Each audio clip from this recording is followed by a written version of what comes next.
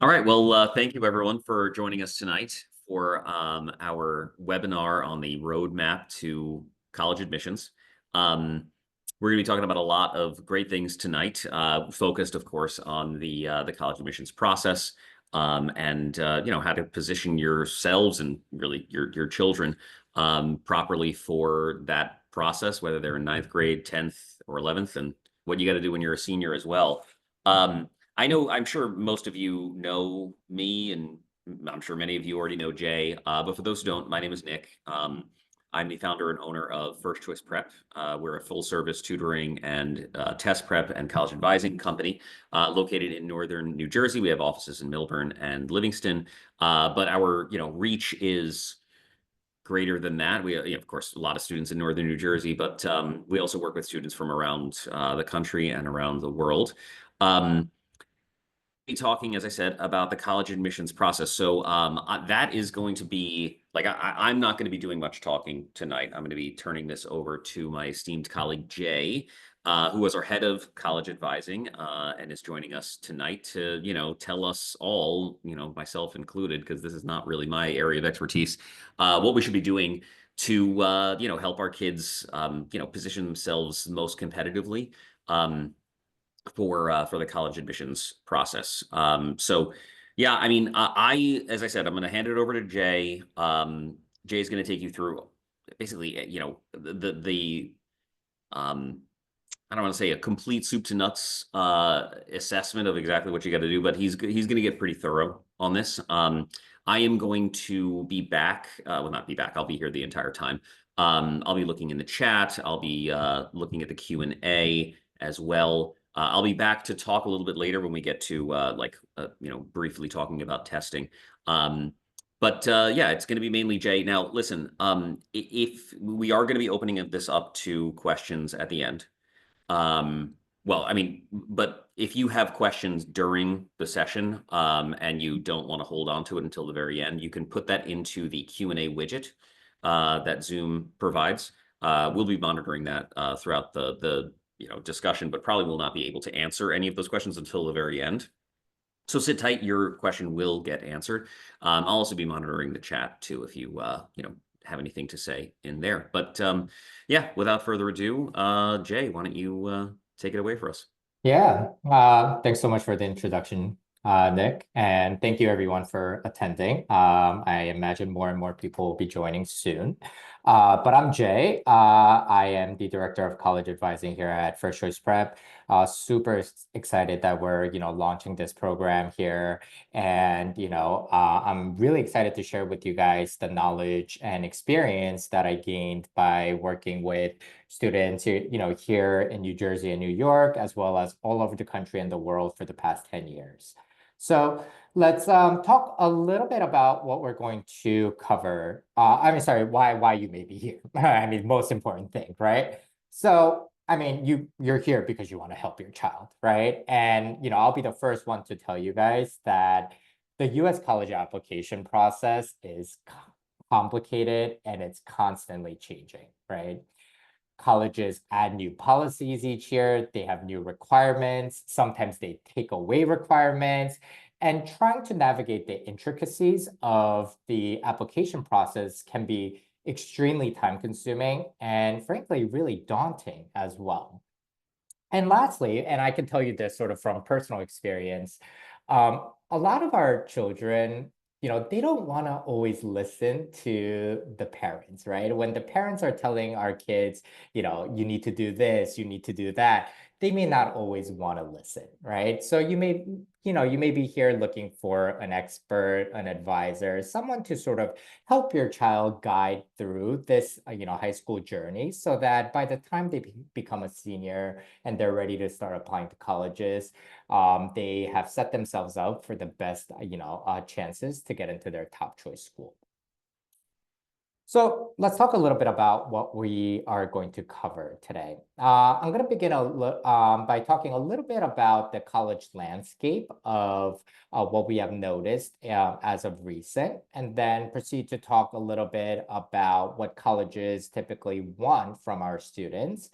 and go into a little bit more detail from there to talk about a checklist, to-do list, things to keep in mind depending on what grade your child is in. And we'll finish off the webinar today by talking about test prep and ways that you can reach us if you have additional questions. So let's talk a little bit about the college landscape. So one of the things that we have noticed as of recent, and it's something that we notice almost every year, which is that we are seeing a major increase in the number of applications to pretty much every single college in the US. This also includes an increase in the number of international applicants, and overall, this means that the acceptance rate for most of the schools are going down. To give you like an example, when I was applying to colleges, NYU, for instance, had an acceptance rate of about 37, 38%. Last year, NYU had an acceptance rate of 15%. And for those students who are applying to their business school, Stern, we saw an acceptance rate that was even lower, right? So it's becoming more and more difficult to get into schools. And a lot of colleges are actually initially opting in to either defer students who apply early decision or place them on a wait list if they applied through the regular decision route. What this also means is that a lot of students are applying to in-state schools, right? Public institutions, where in general, they tend to prioritize students who are applying from within the state that the school is located in. So, what does that all mean, right? Well, as you generate your college list, we always tell our parents and students that it's really, really important that your college list is filled with schools that you would love to attend, right? It's important that your college list is both academically and culturally somewhere that you are seeking, right? Somewhere where you can further yourself. And one thing that I think a lot of students forget is that college is going to be your home for the next 4 years, right? So while your college should challenge you and offer you the best academic experience, also it should be a place that is comfortable and where you're going to have a lot of fun. Now, if there is a school that is, quote unquote, our dream college, right? The school that, has always been on your list that you would absolutely love attending, you want to take advantage of the early decision option. Now, if you take advantage of the early decision option offered at most colleges, typically your chances of admission double or more. So to give you an example, like George Washington University last year in DC, they accepted about 65% of their incoming class through the early decision route. Even for smaller schools like liberal arts colleges, let's say Wesleyan in Connecticut, for example, they accepted about 40% of their incoming class through the early route. So there's definitely advantages to the early decision because you're telling colleges that if you are accepted, you will attend, and it's showing a certain level of commitment, a certain level of demonstrated interest. Okay. So yeah, as you generate your list, make sure that you love every single school that's on your list, including your safety school. So let's talk a little bit about things to consider as you are generating this college list. The first thing that we always want to ask ourselves is, do I want to go to a big school or do I want to go to a small school, right? Big schools, we're thinking of places like Ohio State, right? Rah-rah school, NCAA, Division I sports, right? A lot of school spirit, right? Huge student body. On the flip side, we have somewhere like liberal arts college where you may get a little bit more of an intimate academic experience. And, attached to that is the location of the school, right? Maybe you want to stay near home and you're not fully ready to, travel across the country. But on the other hand, some students want to go to college, across the country, right? Where they want to have a little more independence, challenge themselves to sort of be an adult right away. The second thing to obviously consider is the acceptance rate of the school, right? So, to give you an extreme example, if your child has like, if a student has a 2.0 GPA and an 1100 on the SAT, well, maybe, Harvard University might not be the most realistic option, right? So always think about the acceptance rate. And when we're actually thinking about the acceptance rate, a great resource that you guys can use is what's called the Common Data Set. So Common Data Set is public information that every university in the country has to release each year that provides information on, a number of different things, including the number of applicants, what percentage of the applicants applied from what region in the country, as well as around the world. They also provide information on median SAT, ACT score of accepted students, along with top 75 percentile of the scores for accepted students, as well as the bottom 25% of the accepted students. So you can find a lot of information there that can help you gauge a little bit, depending on what your academic credentials are, whether a particular school is a realistic option, whether it's a safety option, or whether it's a reach option. The next thing to consider is the academic opportunities offered at each college. So when we think about sort of the more well-known popular majors, right? We're talking about things like economics or English or history, right? Most colleges in the US provide these major options, right? But if you have a very specific interest, right? Let's say communications or marketing, right? The more specific your major interest gets, the more tricky, I guess, it is to find schools that offer those options, right? In general, bigger schools will have more major opportunities that you can choose from. So make sure that as you generate your college list, your school offers the major that you are looking to study. Sort of related is the extracurricular opportunities, right? What sort of student organizations exist in school? Are there, volunteer community service opportunities if that is something that is important to you, right? What about ways to further some of your extracurriculars that you were doing in high school that you wish to continue, right? What about new opportunities, right? These are all things that you should also consider in selecting your college. Student life is sort of similar, but it's more in sort of the outside of the classroom factor.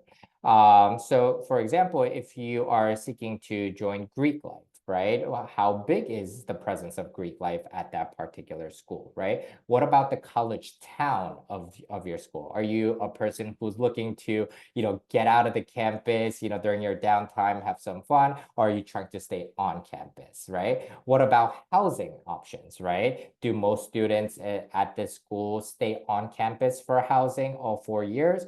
Or do they live on campus freshman year and go off campus with their friends for the rest of their college experience? And the last two things, future career paths, right? If you are looking to transition into graduate school upon graduating from undergrad, does my school provide good sort of segue into graduate programs such as med school, law school, or even just regular graduate programs? What about if you are looking for a job right after college, right? How good is my school, right? Including their career center, in setting me up with the internships and opportunities so that I can land the best, job possible right out of college. And lastly, affordability. We know that colleges are expensive. You want to budget, appropriately so that you can figure out what, financially makes the most sense to you. So what do colleges want, right? I'm guessing, a lot of you guys are most interested in this portion of our webinar, right? When we typically think about a college application process, and obviously for each school, what they prioritize will be a little bit different, but we typically say that when you are applying to colleges, they will ask for six main things: the GPA/transcript, your SAT, ACT scores, and other standardized scores, and then your college essays, curricular list, teacher recommendations, and lastly, demonstrated interest. The order in which I actually mentioned this is typically the priority list, right? So you can almost think of what I just mentioned as kind of on a pyramid scale, right? So up at the top is the GPA and the test score, right? We can almost think of these two as kind of like an entrance ticket into where the real battle begins, right? So in order for colleges to even consider your essays, consider your recommendation letters, you need to first have the numbers, right? You want to make sure that you maintain the really great GPA while taking the most rigorous academic courses offered at your high school. You want to make sure to have studied for the SAT and ACT so that you get awesome scores that match the GPA that you have. A lot of schools actually use what we call an academic index to evaluate a student's strength purely by the numbers. Okay, so a lot of schools use a scale on from 1 to 9, where 9 would mean that you have a perfect GPA with a perfect SAT score, and obviously a score of 1 would be on the opposite end of the spectrum. Your college essays then comes next, right? This is your opportunity to tell colleges that you have something more to offer than just numbers, right? It's an opportunity for you to talk about your personality, your academic interest, why those interests are important to you, and ways for you to reveal, perhaps quirky aspects of yourself so that they understand that, okay, the student may, succeed academically at our institution, but are they a good fit to our community? Next is extracurricular activities. Schools are always interested to figure out how you spend your time outside of the classroom. And when we say extracurricular activities, it's literally everything and anything outside of the class, right? So this includes clubs, volunteer community service, jobs, internships, research experience, athletics, the arts, literally everything outside of the classroom. And the longer that you've done an activity, the higher the position that you were able to reach in that activity, the more achievements and honors you received in those activities, the more impressive they will be. For recommendation letters, some schools will ask for 1, some schools will ask for 2, and some schools will ask for 2 with an optional third or even fourth recommendations. When we say recommendation letters, a lot of schools will actually request that you provide recommendation letters from your junior year teachers, okay? So if your child is a junior right now is a great time for you to begin thinking about who to ask, right? And a lot of schools actually request that one of those 2 recommendation letters be from either your English or history teacher or your foreign language, and one from the STEM subjects, right? The sciences or the math. Okay. As you are thinking about who to ask for the recommendation letters, you want to first ask yourself, am I doing well in those classes, right? So if you have a C in a particular class, you probably should not ask that teacher to write you a recommendation, right? You want to make sure that you're doing well in the class, but also at the same time, you have a good relationship with the teacher, right? So in a lot of high schools, for example, right, like your math teacher in your junior year might also happen to be like your soccer team's assistant coach, right? Meaning that they know you in classroom, but as well as outside of the classroom, okay? Those types of teachers are the best teachers to ask because they know you in so many different aspects. Lastly, you want to demonstrate your interest, right? So this includes, college tours, info sessions. If your if your high school hosts like college fairs, these are ways to just demonstrate that you are interested in a particular school. So let's talk a little bit about the roadmap, right? What do I need to do in each grade, right? And what you need to do in each grade differs, right? And as you work through high school, the things that you have to do sort of increase and they become, I want to say, a little bit more and more important. So let's talk a little bit about freshman year, okay? Um, Ninth grade is going to be a year where you talk. It's like your exploratory year, right? It's a year where you're adjusting to a new environment, you're navigating new social circles, and you're trying to figure out how do I want to spend the next 4 years of my life, right? So what that means is that as you enter freshman year, you want to set certain goals for yourself, right? And this means both extracurricular wise as well as academically, right? Academically, you want to always choose the most rigorous courses because we always talk about how in addition to your GPA, colleges look for whether you took the most challenging courses offered at your high school, right? Extracurricular wise, you may not know what you want to continue doing, right? So what that means is just get involved, right? Join as many different clubs as you are interested in, even if you are just only a little bit interested, right? Because as you move on through high school, if you don't like it, you can drop it, right? But ninth grade should really be a year where you're exploring and figuring out what you want to do, right? And as you think about the summer, right? You worked through freshman year, you did a great job in the summer, right, it's important to have fun, but it's really important to also be productive. Now, it is true that a lot of the most competitive, summer programs or internship opportunities are, typically reserved for rising juniors and rising seniors. But that doesn't mean that you can't spend the summer doing something that where you can further yourself, right? Maybe get a job, right? When I was in freshman year, I worked at my local, pizzeria, right? Or what about volunteer or community service, right? Are there ways that I can initiate or start a community service project, right? So while it's important that you have fun, make sure that you're also being productive. Let's talk about sophomore year. So in sophomore year, this is when you really want to start deepening your involvement in the various extracurricular activities that you are a part of in ninth grade. In some ways, you can sort of think about it as phasing out some of the activities that you were a part of in ninth grade, but maybe you didn't have the best experience. Maybe you felt like you weren't gaining a lot of things.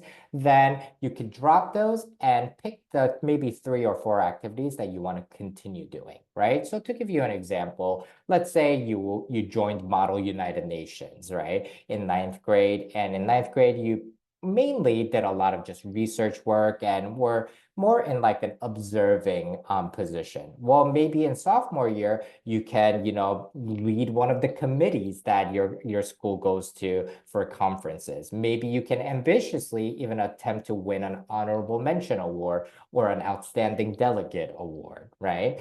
But essentially, you want to get a little bit more involved in the activities that you're interested in so that by the time you enter junior year, you can look for potentially leadership opportunities. That said, right, academics, again, the most important thing, right? Stay focused on the grades. And one of the things about sophomore year is that when you do course selection, you want to really think about if there are prerequisites that you need to meet in order for you to take the most challenging courses in your junior year. So in addition to selecting, the courses that are interesting and intriguing to you, make sure that the courses that you select will set yourself up for when you enter junior year. Now, PSAT, SAT/ACT, a lot of our students, begin prep in their junior year, and it is the time that, students do prep the most. But depending on, your specific interests, right? Let's say that you are an athlete who's looking to potentially get recruited, or maybe you have a special interest, the timeline shifts a little bit forward, right? So if that is something that your child is in, maybe it's time to begin thinking about when to set aside time to do test prep. Okay. Relatedly, you want to do your college brainstorm, right? Although you may not exactly know where you want to attend, well, maybe, you can begin touring different schools, not necessarily to learn more about that specific school, but just to get a feel for what type of schools I want to attend, something that we discussed a little bit earlier. Now, in the summer, finally, after your sophomore year, as I had mentioned, this is when a lot of the most coveted opportunities begin, to be offered for high school students. Many are reserved specifically for rising seniors, but even for rising juniors, there are a lot of great, pre-college programs, summer academic opportunities, as well as research opportunities available. So again, it's important to have fun, but make sure that you stay productive and you begin thinking about doing things that are a little bit more related to what you may potentially want to study in college. Now, when we say, the most rigorous courses offered at the school, right, we're obviously talking about AP classes, and not every school allows sophomores to take AP classes, and if that is the case, it is completely fine. Okay. If your school does not offer certain AP courses, that's also completely fine. The expectation doesn't go beyond the fact that you should be taking challenging courses offered at your school. So if your school, for example, doesn't offer AP economics, right? Don't worry about trying to take the course, right? You don't have to self-study and take it, and just go out of your way to do so, right? But and also, if you're attending a school that's a part of the IB program and you don't typically do AP classes, again, that's also fine, right? The expectation should always, again, be taking the most rigorous courses offered at your particular school. Okay. Um, let's talk a little bit about junior year, right? The year where a lot of, parents and students regard to be the most important year of high school, right? As I had briefly mentioned before, junior year should be when you are really taking on these leadership roles, right? Maybe if you're a part of your student government, right? Do you have a position that you can apply for where you can be on the board of your student government, right? Maybe you're in, FBLA, or can you, lead the organization, right? Colleges love it when in your extracurricular list, you can say like president of something or founder of something, captain of an activity, right? So look for leadership opportunities. It's always a good way to impress colleges a little bit more. That said, every year, right? Grades, right? In general, we want to see this upward slope as you work through your high school, right? You want to do a little bit better in sophomore year than you did in freshman year. You want to do a little bit better in junior year than you did in sophomore year, all while taking the most challenging courses. Now, this also does mean that, as you are doing your course selection, right, at the end of sophomore year, make sure that you aren't overloading yourself, right? It's not worth it to take 5, 6 AP courses if it means that your GPA is going to drop a whole letter grade, right? We want to make sure that your course load is challenging, but also manageable. And as we had mentioned, junior year is the time when most students do SAT and ACT prep. Now, if you are enrolled in a lot of AP courses, keep in mind that if you start prepping in spring semester, you're typically going to be looking to take the real test in May or June.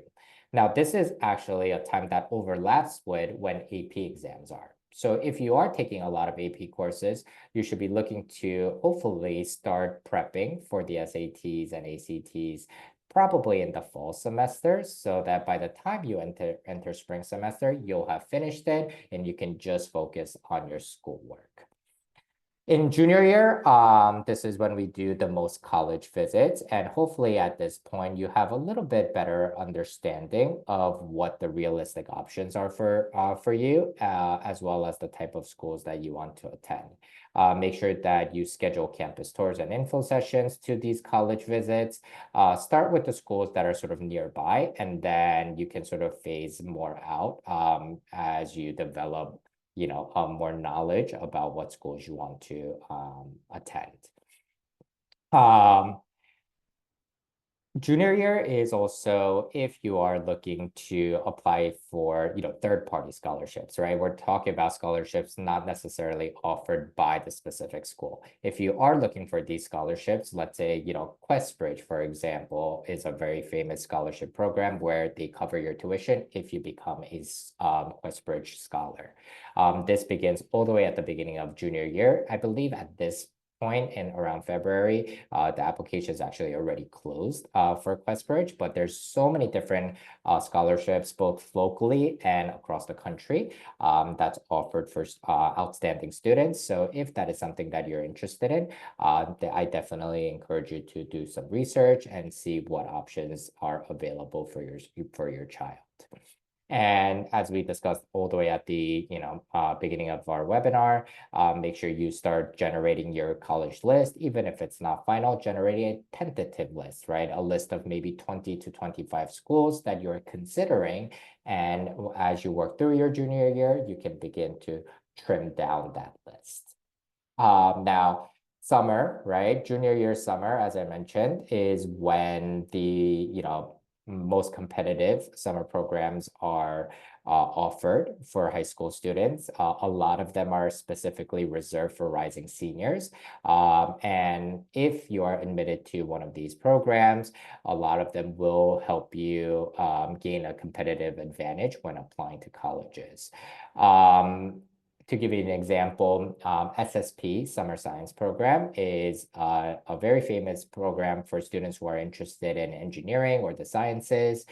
They have two locations, one in Massachusetts, one in New Mexico, where you go through a pretty, rigorous application process. But if you're accepted, it's tuition free. And the program is actually sponsored by top engineering schools like MIT and Caltech, and you actually receive a recommendation at the end of the program, which from there, again, you will gain a significant advantage when you're applying to colleges. Now, other than SSP, if you there's so many different programs out there that you can research. You can contact us if you have questions on more opportunities, depending on your child's specific interest. So to sort of sum it up for junior year, right? There's so many important deadlines and checklists to meet, right? So at the beginning of junior year, plan out everything that you need to do, right, for that academic year, and make sure you don't miss any important deadlines. Double check your college list visit calendars. We always encourage students to visit schools when the colleges are in session, right? If you visit a college, let's say over the summer, you're essentially, walking onto a dead campus, right? Meaning that you're not really going to get that full immersive experience of what it's going to be like to truly attend that school. So try to pick weekends where, maybe you in your high school, you have a long weekend, but you know that most colleges are still in session.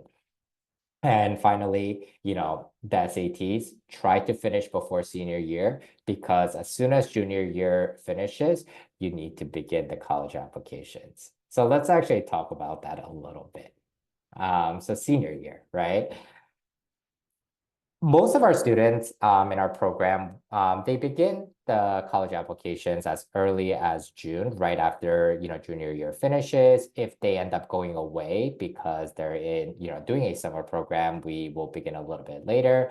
While most college application platforms like the Common Application or the Coalition application, they don't open until August 1st of each cycle. You can still spend the summer working on your main essay, as well as a lot of supplemental essays, which tend to, from year to year, not really change, right? So there's a number of schools that have the exact same supplemental essay topics as when I was applying to school some 15, 16 years ago. If you are looking to gain, financial aid, you have to complete a separate application called FAFSA. You should always do this at the beginning of the application process, and you will have to submit it separately. This process is typically done by the parents, whereas the application will be completed by the students. Some schools, not all, offer interviews. This can sometimes be alumni interviews or an interview with an admissions officer, depending on your location and the location of the school. And more schools these days are actually offering what's called video interviews. So Brown University, for example, is a school that offers a video interview. Essentially, you record a 5-minute video of yourself telling colleges a little bit about you verbally, and you submit it with your application. There are some schools that will reach out to you first upon applying to college, applying to their school, with a chance to do an interview. And there are some schools where you actually have to be the one to initiate that conversation and request an interview. So again, make sure that you do your research, because it's a great opportunity for you to tell colleges a little bit more about yourself, and you don't want to miss it. Now, once you submit the applications, you have a little bit more free time. A lot of times in senior year, high schools will also offer specific days where seniors can take off from school and visit colleges. So if you didn't get a chance to visit certain schools, or maybe you want to revisit a school that you really like, senior year is the time to do it. And once all the applications are done, whatever the deadline is, a lot of the early deadlines are November 1st, some October 1st, and regular decisions, mostly January 1st. You hit the submit button and you pray and wait, right? Once you are admitted, right, make sure you submit the deposit to the school that you're going to attend by the deadline. The colleges will specify it. Make sure you review the financial package, if you applied financial aid. And yeah, you just got to make the decision. And lastly, keep up your grades. At the end of high school, right? Once you complete high school, your high school will send the final transcript to the school that you are attending. And if they see a significant drop in your GPA, or if you fail a class, we have seen cases in which a school takes away the admission. So make sure you keep up your grades, do the best you can. And that, I think, pretty much sums up, your high school journey. In a very large nutshell. Yeah, thanks, Jay. That was it was really great. I mean, exhaustive, but excellent. And everyone, just so you know, I know that there's like a ton of information being thrown your way during this presentation. We are going to be sending out these slides and the recording of the webinar at the end. Well, we'll probably end up doing it tomorrow, but you'll all get this too, so you can review it at your leisure as well. All right, so yeah, I mean, I would love to chat with you guys about the SAT and the ACT, everyone's favorite part of the college admissions process. I mean, listen, I'm sure everyone here knows what these tests are, or at the very least, you probably know what the SAT is. It's the, admissions test of record for American colleges and many international colleges as well. Some of you may not be as familiar with the ACT. So the ACT is the same thing as the SAT. I mean, it's not the same test; it's a different test, but it serves the same purpose. It's there to, basically provide a standardized measure of your college readiness with respect to your reading skills, your grammar skills, your math skills, and to a small degree, your science skills as well. These tests are, as Jay said, typically taken by students in their junior year. Although some students will take it in sophomore year, like towards the end of their sophomore year, if they're like really chomping at the bit to get a good score or to get a score, and they're already academically ready to start their prep. Sometimes we'll start with students a little bit earlier in sophomore year and get them ready for a sophomore year test. Athletes sometimes, as Jay mentioned, would like to get a score under their belt before like June 1st of sophomore year. But a vast majority of kids are taking it in junior year. Sometimes they take it like one more time in senior year. As Jay mentioned, we do usually recommend that students have their testing done before the end of junior year, but it's okay if you're going to take it again in senior year. You should definitely at least have one test under your belt by the end of junior year, though. You don't want to leave everything to the very last minute and have only like maybe one opportunity, two max, with very little prep time to take the test before early admissions deadlines in senior year. Now, there's plenty of opportunities to take both of these tests. They're both offered 7 times a year, sort of throughout the year. The SAT offers them. There's like 3 in the spring, March, May, and June, with the May and June tests being 1 month apart, which I actually really like. That's an opportunity for students to take one test and then go right back in there as soon as they possibly can and take another one and sort of learn from their, mistakes and fix what they didn't do so well on the previous test. So they have like a little spring run like that, and then they have a fall run very end of August, last Saturday of August, and then the first Saturdays of October, November, and December. The ACT is a little bit more evenly spread out with tests every couple months or so. Now, one of the questions I always get about the SAT and ACT prep is like, I mean, first of all, which of these tests is like the better test? Sometimes people come to me with like a bit of a college list and they ask me like, will this college prefer the SAT or prefer the ACT? I've heard, a lot of people have heard that there's sort of regional biases with respect to these tests that schools in the, let's say Northeast prefer the SAT, schools in the Midwest and South prefer the ACT. None of that is true. Colleges are all completely agnostic with respect to, the SAT versus the ACT. All colleges think that both of these tests do an equally good, or in some cases bad job of, telling you how college ready you are academically. So you don't need to strategize which test you're going to be prepping for and taking, depending on the colleges you're applying to. You can submit an ACT score to any college and be, you know, completely sure that that college will consider that score to be just as valid and strong an indicator of your college readiness as an SAT score would be. So that's the first question. The other thing is some people ask me if um, it's better to submit an SAT and an ACT score than it is to submit just a score from one of these two tests. And the answer to that is also no. Um, I mean, you might expect or assume that a college admissions department would, like it if you sent them a 1550 SAT and a 35 ACT, just as a sort of like, means of confirmation. But they actually don't. They don't care. Get a good score on one of these two tests, send that, and have that in your back pocket, send that one to colleges and be done with it. Um, Now, I mean, in terms of testing, so like there's a lot of things to consider, especially if you're a sophomore or a junior about testing. Um, like we still recommend that everybody take a diagnostic test and then use that diagnostic to determine whether they're better suited to the SAT or ACT, whether they're going to do test prep to improve their score, whether they're going to even test at all.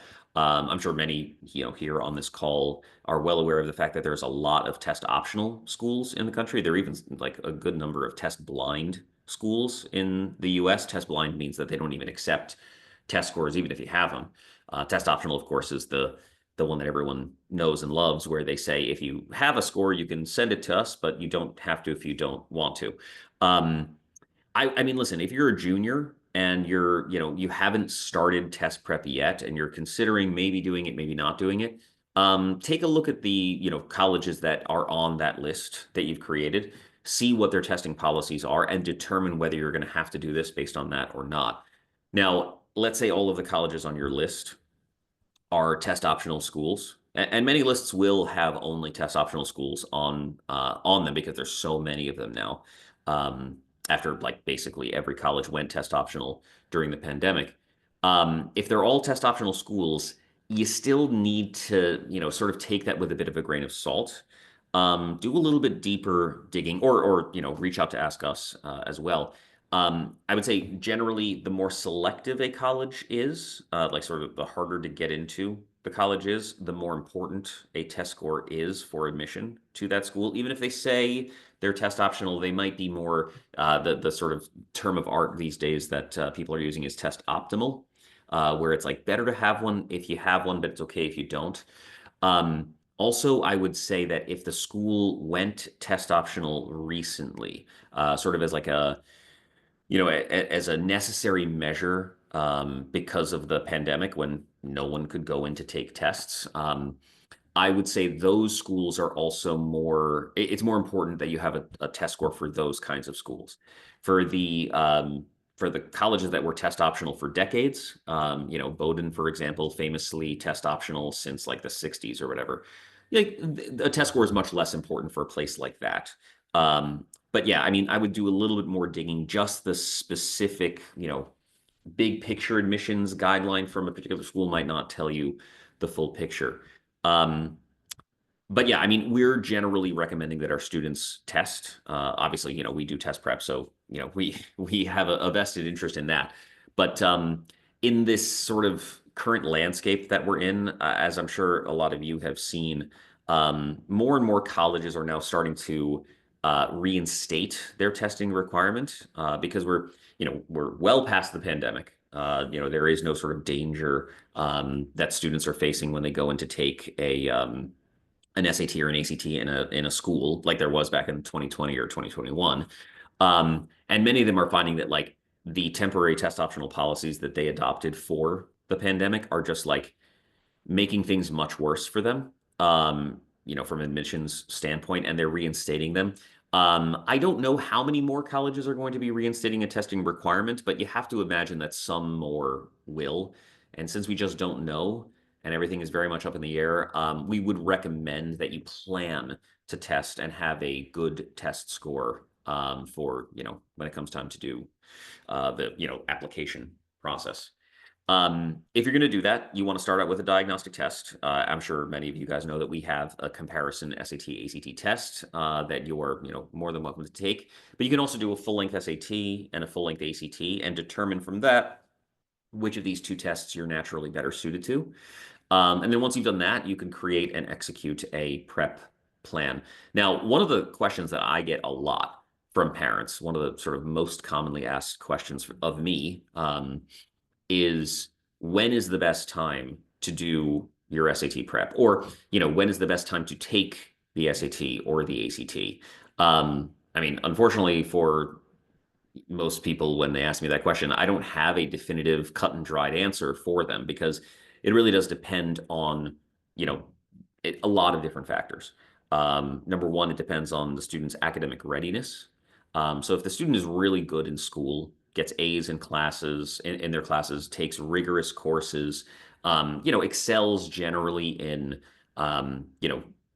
tests in school and standardized tests in school, the more like that applies to you, the easier it is for you to get started on the earlier side of the scale. So like, if you're a high flying sophomore who's maybe taking an AP class or two, and plans to take, let's say, four next year in junior year, maybe you're also a basketball player, so you have a winter sport.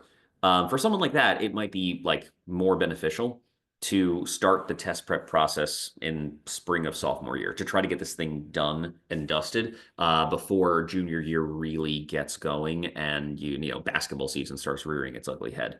On the other side of that though, like if you're not really academically ready as a sophomore, let's say you're in geometry as a sophomore, or you're not really great at testing, you need a little bit more, let's say, academic maturity. It might be, better off for you to start test prep further on down the road. You know, let's say, late fall, early winter of junior year. I do think that like extracurricular activities play a large part in like helping people to determine when the best time for them to do their test prep is. It's not great to do your test prep in the middle of a, sports season where, you really care about the sport, especially if you're like, hoping to get recruited for that sport. Maybe don't do your test prep during that season. Wait until that's over or do it before it begins. But there's lots of different factors. As I said, you can take it as early as late sophomore year. You can take it as late as senior year. Most people take it at some point in junior year. You should, sit down together as a family and like strategize when it is going to be most advantageous for you to do your prep. And also for reference, usually a good earnest test prep plan, it's anywhere from like 3 to 5 months of time. There's of course variability within that as well, but that's like generally the amount of time you want to set aside to master the test that you're going to be prepping for, and improve your SAT score by let's say 250, 300 points. or improve your ACT score by, 8, 9 points. It takes usually about that amount of time. And most kids will be taking the test multiple times um, if they want to get like a good increase in their score. Okay, so the big question that I'm sure many of you have is when do you start? Um, I mean, look, there's a lot of different answers to this question. I will say though that like it is never too early to begin thinking about the college admissions process. Like if you are the parent of a sophomore, let's say, or you are yourself a sophomore and you haven't started thinking about the college admissions process yet, I would start thinking about it now. You know what I mean? As a sophomore, and you saw Jay's list earlier in the presentation, there's not a ton that you need to be doing, but there are some things that you need to be doing. And you know, there are lots of, sort of strategic, I guess, things that you need to be thinking about now, no matter which grade you are in. So I guess, if you haven't started thinking about this stuff yet, start thinking about it now. The earlier you start, the easier it is to position yourself advantageously for the admissions, the actual college admissions process. So, how can we help? Well, listen, I mean, we do basically three things to help students with the college admissions process. Number one is this strategic college consulting that this is his like specialty.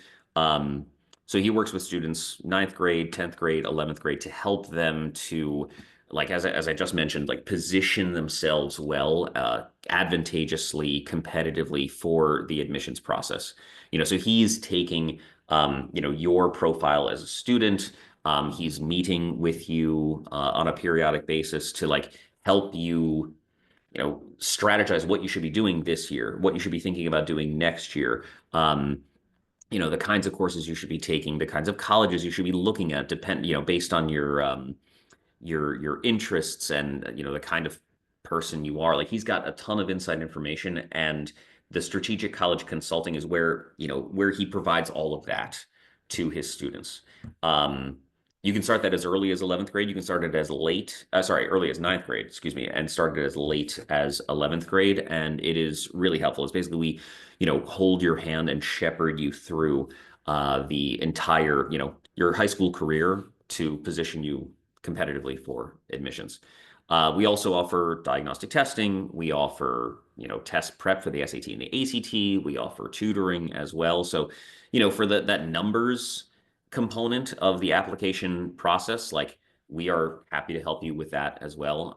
Jay didn't mention this, but he is also one of our elite tutors. So he does a ton of test prep and tutoring with us as well. So he's more than happy to help with any of those aspects of the admissions process. I mean, listen, if your grades are dipping in a particular class and you need help, feel free to reach out to us. If you're thinking about, planning a test prep regimen or test prep strategy, reach out to us and, we'll have a consultation and discuss how we can help you with that. And then finally, it's college application advising, which is like, really where the rubber meets the road. At the end of junior year, going into senior year, we can help you with your essays, with the applications themselves, getting everything tied up into a nice, neat bow to send off to colleges, getting that package ready to go for colleges. We help you with that as well. Um, so yeah, I mean, next steps, listen, please feel free to reach out to us to have a free consultation. Jay is happy to have a free consultation with you and your child about, the college admissions process. It can be an exploratory call. It can be a Zoom. It can be, come into the office and meet face to face. We're happy to do any of those things. I and my, sales team are happy to talk to you about, test prep and tutoring of any kind. So yeah, please do feel free to reach out to us. And then if you're in the like, if you're at the time of your high school career where you're thinking about testing and test prep, take a simulated SAT or ACT with us. Even if you're not doing test prep with us, we offer these simulated practice tests every Sunday at the Academy of St. Elizabeth, and students are more than welcome to come and avail themselves of that service. But yeah, I mean, basically, feel free to reach out. Don't be a stranger. Take advantage of the practice tests if you're in that sort of realm of the college admissions process. and we, hope to talk to you.